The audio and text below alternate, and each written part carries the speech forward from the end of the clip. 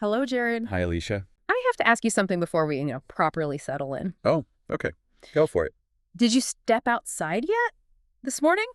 I have not. I am firmly planted by the window with a very large cup of tea. Why?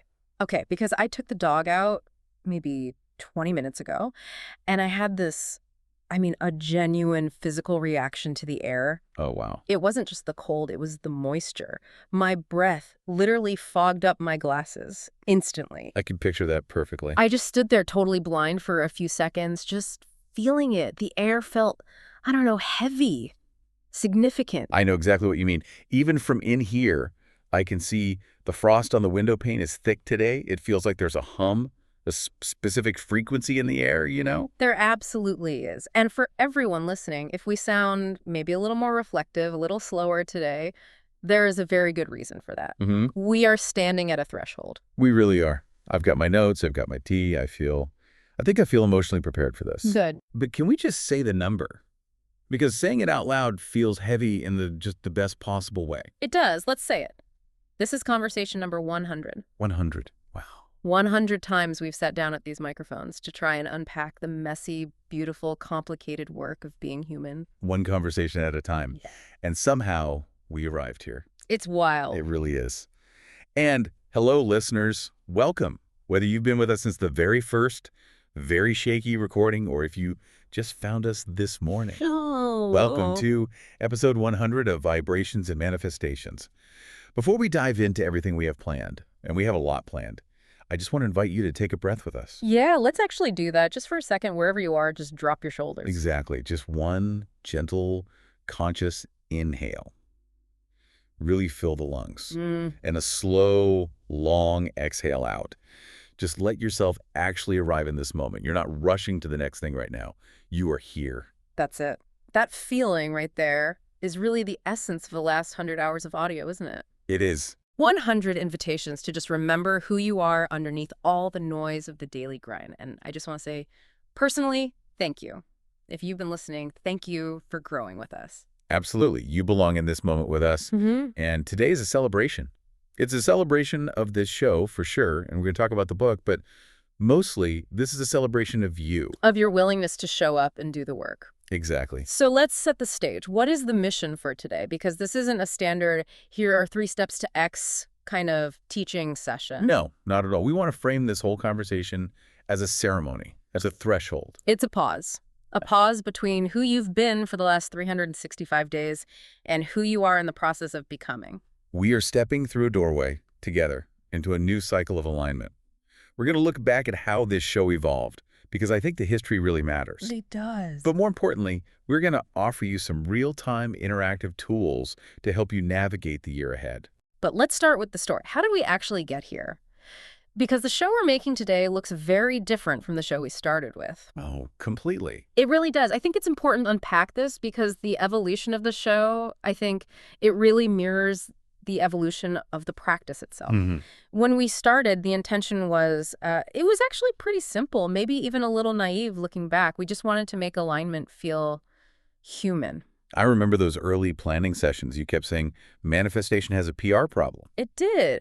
And honestly, in a lot of circles, it still does. For a long time, manifestation felt so abstract to me. It was all, vision boards and just wishing. Gluing a picture of a Ferrari to a poster board and waiting for the doorbell to ring. Exactly. It felt so disconnected from the grit and the reality of actual life. Yeah, and my frustration was similar. I saw so many people treating spirituality as this kind of escape hatch. Like if I just vibe high enough, I won't have to deal with my credit card debt or my difficult boss. We wanted to translate manifestation into real life, into the chaos of a Tuesday morning, into difficult relationships, into the choices you make when you're stressed out and tired. That was the whole point. And in the beginning, it was just audio. It lived only in sound. Just these conversations you could carry with you in the car or on a walk. It's meant to be a recalibration. Yes. Yeah. But then something really beautiful started to happen. Just feedback loop opened up. The emails started coming in, and they weren't just, hey, great show, thanks. Yeah. They were so detailed. They were vulnerable. You, our listeners, started writing to us about these breakthroughs you were having, but you also started asking much deeper questions. I remember those emails so clearly. Someone would write, I listened to the one on resistance and I understood it in my head, but how do I actually do it when I put my phone down? That was a pivot point. It was. That's when we realized that ideas need roots. Listening is amazing, it's inspiring, but it can be passive. Integration is active. We realized we had to create tools. Tools that helped you take the concept out of the air and put it into your hands, into your life. And that is really where the field guides came from. Exactly. We knew we had to create these written reflections to help actually cement the processes we were talking about. Because listening is one thing, but sitting with a pen and a piece of paper. That's where the neural pathways actually start to fire differently. That's where the change happens. And then came the vibe letter, which was our attempt to create a weekly rhythm. Just a gentle nudge in your inbox. Because alignment isn't something you visit once a week when you listen. It's something you live. It's a daily practice. And slowly, really organically, it just became clear that all of this material, the guides, the prompts, the insights, it wanted to be something bigger, something more cohesive. Right, and this is where it gets really interesting. Because when we say we're writing a book, I think a lot of people expect a greatest hits album or just a transcript of the show. Yeah, a summary. And we want to be so clear, this new book, which is coming very soon, it is not a summary. Not at all. Think of it as a living companion. It's a place where all the field guides and exercises come together in a sequence that's designed to walk with you through your life. It exists so that the work can continue after you stop listening. Exactly. It's designed to be there with you through all the seasons of your life.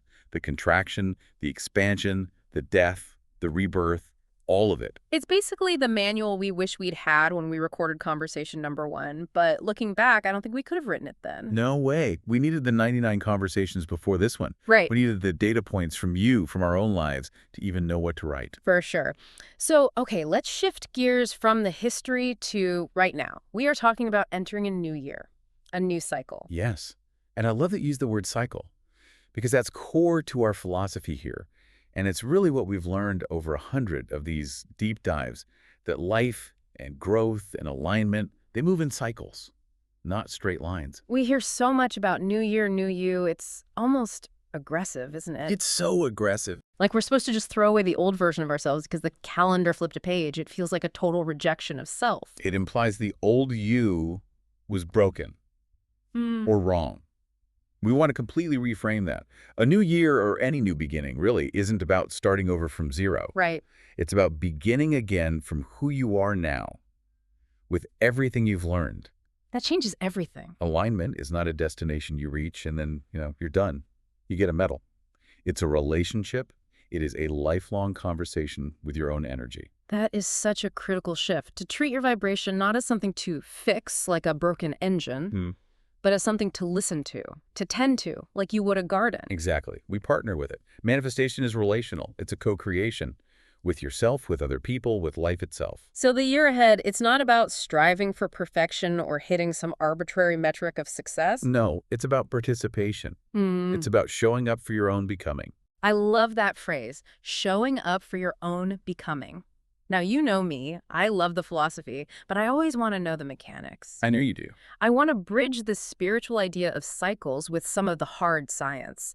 Because there's a reason we feel this urge to reset when the calendar flips. It's not just cultural, it's cognitive. You want to talk about the science of fresh starts? I absolutely do. So let's revisit some of those foundational principles we've talked about all year, but through this lens, through the lens of cognitive science. Okay, let's do it. Researcher named Katie Milkman at Wharton. And her research basically shows that as humans, we don't view time as this one long, linear thing. We view time episodically, like a TV show. We categorize our lives into chapters. The college years, the year I lived in that tiny apartment, the year I got divorced. Exactly those things. And these temporal landmarks, like a new year, a birthday, or even just the start of a Monday, they act as the commercial breaks between the episodes of our lives. Okay, I'm with you. But here's the key insight from the research. These landmarks, they induce a state of what she calls cognitive openness. Essentially, your brain separates your current self from your past self. So it's a disconnection mechanism. It creates a mental firewall between the old you and the new you. Precisely. It allows you to relegate your past failures to a previous chapter. It lowers the emotional weight of your past mistakes. You aren't dragging the failure forward with you, you're leaving it in the old episode. Okay, that makes so much sense. So when you wake up on January 1st or on your birthday, you actually feel like a different person who is capable of different things. Your brain gives you a clean slate. Which is incredibly useful for manifestation. I mean, from an energetic standpoint, guilt is such a heavy vibration. If you're trying to manifest from a place of, I'm lazy and I need to fix myself, you're just vibrating at the frequency of lack. The fresh start effect scientifically gives you permission to drop the guilt and start vibrating at the frequency of possibility. But there's a trap there, isn't there? Because motivation is a feeling, but neuroplasticity is a physical process in the brain. Right. The fresh start gives you that initial burst of energy, but it doesn't rewire your brain on its own. And this is exactly where people get stuck. They get that burst of energy, they buy the gym membership, they buy the new journal, and then 3 weeks later, the motivation it fades. Because neuroplasticity, the brain's actual ability to form new connections, it requires repetition. It requires what James Clear calls identity-based habits. You can't just do the yoga. You have to start to believe you are the kind of person who does yoga. So how do we bridge that gap? How do we turn that temporary burst of motivation from the fresh start into a permanent shift in identity? This is where we bring in spirit. Spiritual traditions have always known this. They've always viewed thresholds and beginnings as sacred. When we engage in a ritual, we're not just, lighting a candle or saying some words. We are signaling to our nervous system on a very deep level. You're telling your body, pay attention. Something is happening. We are safe, but we are shifting. Yes, it's a pattern interrupt. You are telling your reticular activating system, that's the part of your brain that filters all incoming information. You're telling that this moment, this intention, is significant. And that builds momentum. But momentum, in this context, it isn't force. It's not about pushing harder. Well, momentum is coherence. It's small, aligned actions that build resonance over time. Exactly. So we want to frame this whole conversation today and the book really as a ritual tool, a tool to bridge those two worlds, the cognitive openness of the science and the somatic embodied anchoring of the spirit. I love that. So shall we stop talking about it and actually do it? Let's do it. We promised a workshop, and it's time to deliver. Okay, so let's just slow the pace down a little bit here. For everyone listening, this isn't just content to consume in the background. This is a lived experience. Yeah, if you're driving, obviously keep your eyes open and stay safe. But if you can, just try to be fully present with us. You don't even need a journal for this part, though you can use one if you want. Okay. We're going to use 3 tools to really anchor this new cycle. And I'm going to make you the guinea pig here. I am ready. Put me in the hot seat. Let's do it. Okay. Tool number 1. This is the New Year manifestation ritual. And it always starts with the body. So I invite you and everyone listening to place a hand gently over your heart. Just feel the warmth of your hand. And let your shoulders soften, let them drop away from your ear. Okay, hand is on my heart. Shoulders are down. We do this because physical touch releases oxytocin.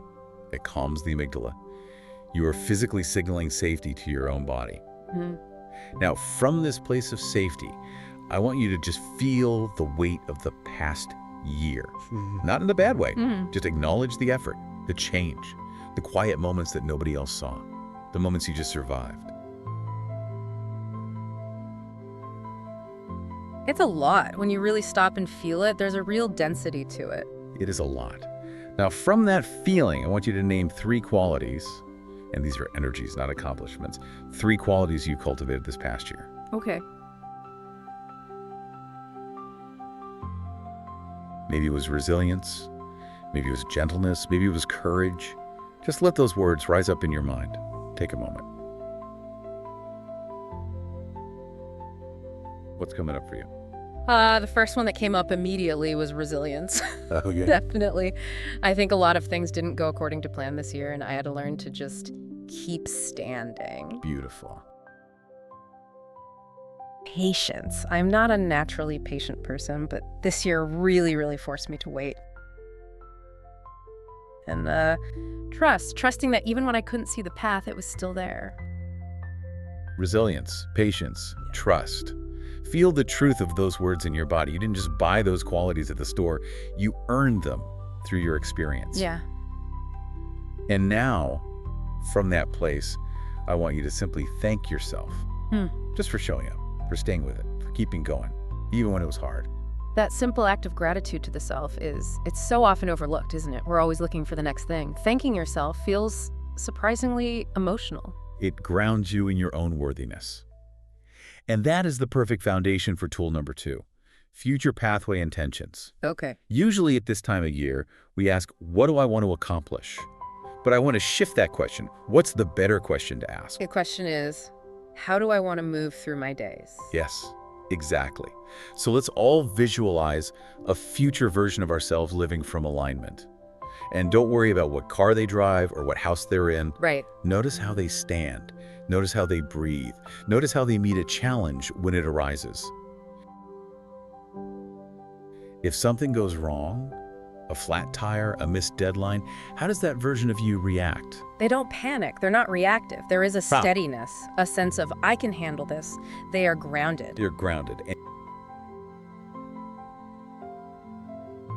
here is the bridge. I want you to identify one way you already embody this version of you. Maybe it's a small habit you have now, a thought pattern you've adopted.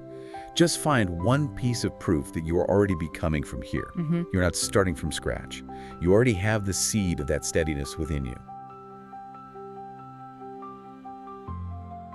I love looking for the evidence. It proves that the gap between who you are and who you're becoming isn't nearly as wide as we think it is. It's not.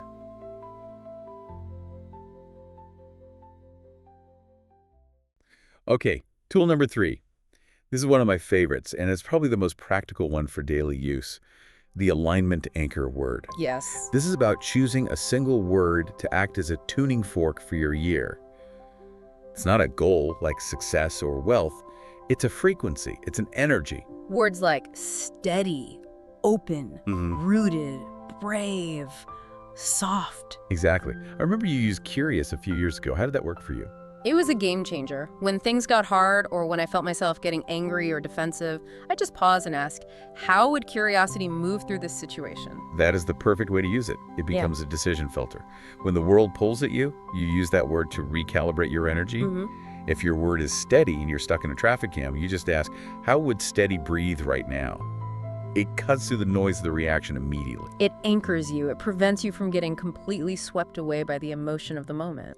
It does. So, okay, what happens when we pick our word, we set our intention, we feel great, and then life happens? Which it will. It will. The car breaks down, we get into an argument, the fresh start feeling wears off. What then? That is inevitable. That's just the nature of reality. And that brings us to our signature concept, something we've really developed and refined over these 100 conversations. Manifestation Debug Mode. Let's clear that static and tune into magic. I love when we say that. Me too. We have to acknowledge that a new cycle doesn't mean a smooth, easy path. There will be seasons of contraction and seasons of expansion. And most people think that contraction means they failed. They think, oh no, I was doing so well and now I'm sad or I'm broke or I'm anxious. I broke the manifestation. But contraction is just part of the wave. You can't have the exhale without the inhale. It's a natural rhythm. It's a natural rhythm. So debug mode is for orienting yourself, not for fixing yourself. It's about getting curious instead of critical. So here is the practice in real time. Step 1, pause and notice. You just ask yourself, what is happening inside me right now?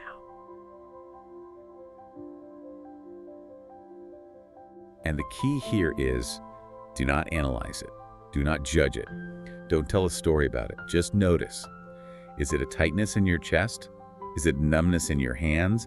Is it a buzzing, frantic energy? Just name the sensation. I'm feeling tight. That's it. And then step 2, this is the magic question you ask. What is this moment asking me to practice? It changes everything. It moves you out of why is this happening to me and into what is this inviting from me? Right.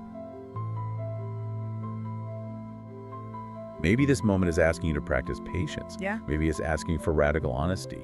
Maybe it's asking for rest or for you to set a boundary. It reframes the struggle completely. Misalignment isn't failure, it's feedback, it's just information. It's the universe saying, hey, just a small course correction needed here. It's an invitation to a new layer of awareness. Exactly. And if you can learn to view your low moments as invitations to practice, you stop fighting them and you start integrating them into your growth. That's the whole game right there.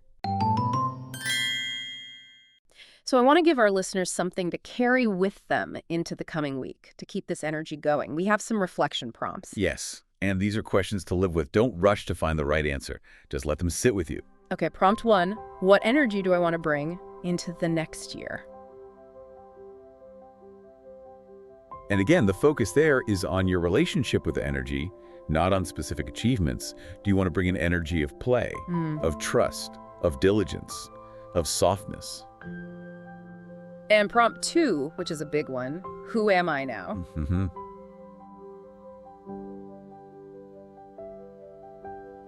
And with that one, focus on what has softened in you over the last year. What has strengthened? What part of you is asking to be seen for the first time? I love those. And just a reminder for everyone, we will put these prompts in the weekly vibe letter. So for anyone who wants them delivered right to their inbox, that's a great way to keep the practice consistent without having to memorize everything we say here. Absolutely. Okay, now you are the master of the visualization. I think we should wrap up the experience part of this deep dive with a guided visualization to really lock all of this in. Let's do it. To take it out of the mental realm and put it squarely into the sensory realm. I would love to. So once again, let's transition from reflection to imagination. If you are in a safe place to do so, I invite you to allow your eyes to gently close.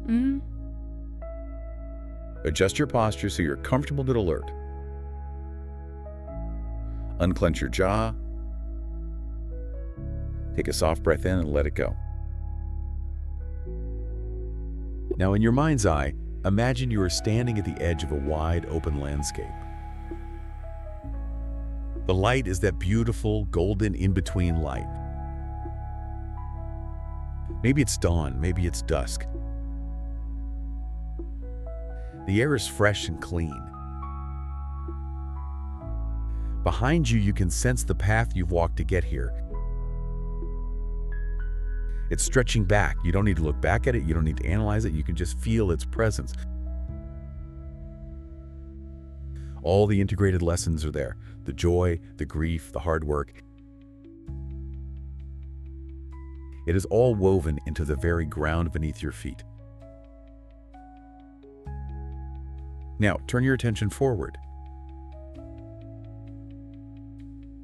Before you is a luminous, responsive path. It's waiting for you. It isn't a straight, hard line. It's a winding, beautiful path that seems to shimmer with possibility. And I want you to connect to that anchor word you chose earlier. Feel it glowing softly in your chest. Like a warm, steady light. Now I want you to take a step onto this new path. Imagine the sensation of the ground rising to meet your foot. There's a sense of solidity, a feeling of yes. You belong here. As you take another step, feel a sense of quiet confidence fill your body. Feel your own unique rhythm. You don't have to run. You don't have to rush. You just have to walk at your own pace. And here is the realization that dawns on you as you walk. You are not walking towards some better future version of yourself that you have to chase. You are walking as yourself, already whole, already worthy, already enough.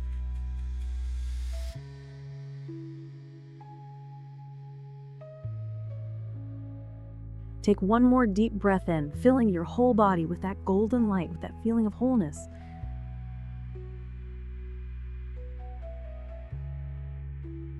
And as you exhale, let it go.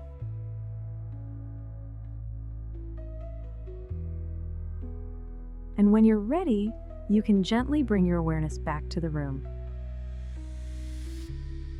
Back to your body, back to us. Wow, that was powerful. You are walking as yourself. That's the piece that really landed for me. We spend so much time and energy chasing a better version of ourselves, we forget that the current version is the one who has to do the walking. It's the truth. We are always in a state of becoming, but we are also always whole right now.